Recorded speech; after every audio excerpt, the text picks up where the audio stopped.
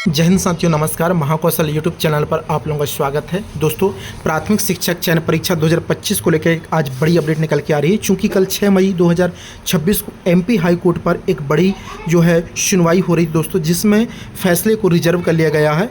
अपात्रों को बोनस अंक के मामले में हाई कोर्ट का फैसला सुरक्षित। 13,089 पदों पर प्राथमिक शिक्षक भर्ती परीक्षा आयोजित की गई थी। दोस्तों, इसका पूरा का पूरा एक ही है कि जो 7.7 कंडिका है, एग्ज़ाम फॉर्म भरते समय इस कंडिका में यस या नो टिक करने का ऑप्शन आया था। चूंकि जिसके पास स्पेशल डीलर था, जो दिव्यांग बच्चों को पढ़ाते हैं, उनको यस टिक करना था, जिनके पास नहीं उनको नो टिक करना था। तो कुछ ऐसे हैं जिनके द्वारा यस टिक हो गया, लेकिन उनके पास सामान्य डीलर है और उन्हें स्पेशल डीलर करके गलती कर दी, यानी 7.7 मिस्टेक हो गया।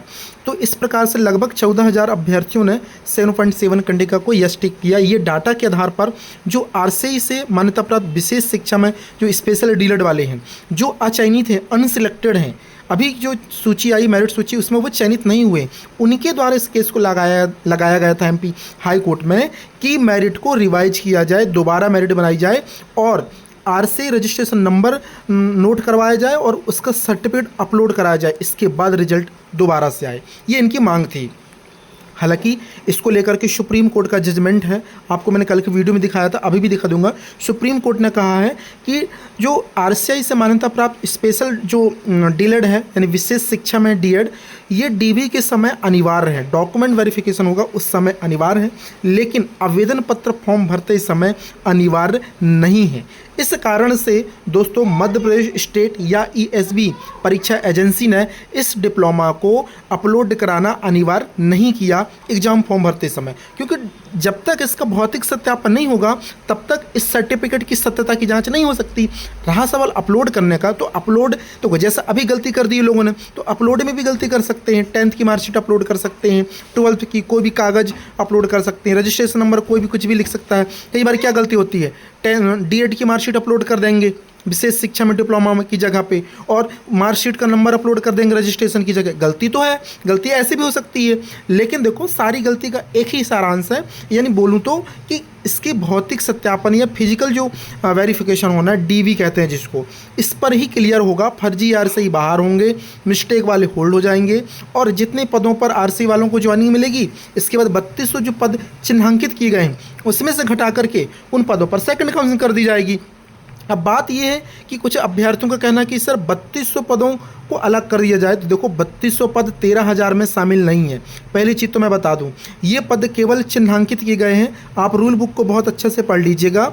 चिन्हांकित किए गए मतलब 3200 पदों पर भर्ती होनी है, लेकिन 13,000 में शामिल नहीं है। इसमें से जितने सिलेक्टेड हो जाएंगे उनको 3200 में घटा दिया जाएगा, बचेंगे शेष पद 3200 में, उसकी सेकंड काउंसिलिंग अलग से विज्ञापन जारी करके संपन्न कराया जाएगा। तो 13,089 पदों में से 3200 पद माइनस नहीं होंगे।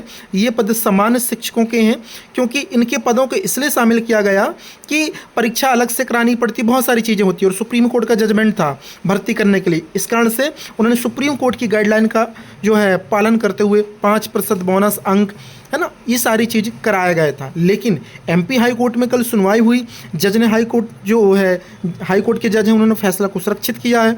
अब देखो फैसला सुरक्षित हुआ है, क्या जजमेंट आता है ये देखना होगा आगामी 15 दिन बाद, 1 महीने 2 महीने के अंदर क्या होता है। हालांकि स्टेट्स अगर इस चीज़ को लेकर के मेरिट दोबारा रिवाइज करने का अगर दोस्तों ऑर्डर आता है, तो कहीं ना कहीं स्टेट इसको डबल बेंच पे लेके जाएगा, ठीक है, या चयनित अभ्यर्थी इसको लेकर के जाएंगे। क्योंकि चयनित अभ्यर्थी आईए लगा करके इंटरवेंशन एप्लीकेशन शामिल होना चाहते थे, बट पता नहीं उन्होंने नहीं हुआ शामिल। लेकिन अब इस फैसले के बाद वो लोग परेशान हो रहे हैं कि हमें डिवीज़न बेंच में चैलेंज करना है, क्योंकि सुप्रीम कोर्ट ने बोला कि एक बार जब खेल स्टार्ट हो गया तो बीच में नियम नहीं बदले जा सकते। एक बार जब परीक्षा हो चुकी, रिजल्ट आ चुका, तो दोबारा मेरिट को रिवाइज नहीं किया जा सकता। जिन्होंने गलती किया है उनको बाहर किया जाएगा।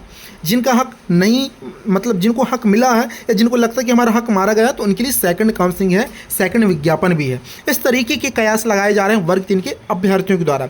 देखते हैं आगे क्या होता है, क्या सही क्या गलत होगा, किन के पक्ष में होगा, या कितने बेहतर तरीके तरीके से चीज़ों को कर पाएगा विभाग, या हाई कोर्ट के ऑर्डर का पालन करते हुए दोनों चीज़ों को लेकर के कितने अच्छे से भर्ती को कम समय में और सभी का हित हो, किसी का अनित ना हो, इसको कैसे संपन्न करा पाएगा, इसको देखना पड़ेगा। दोस्तों जय हिंद, मिलते हैं नए अपडेट के साथ एक नए वीडियो में। चैनल से नहीं जुड़े तो चैनल को सब्सक्राइब करें, डिस्क्रिप्शन में व्हाट्सएप ग्रुप का लिंक दिया गया है, वहाँ से जरूर जुड़ जाना ताकि प्रत्येक अपडेट आपको मिल सके।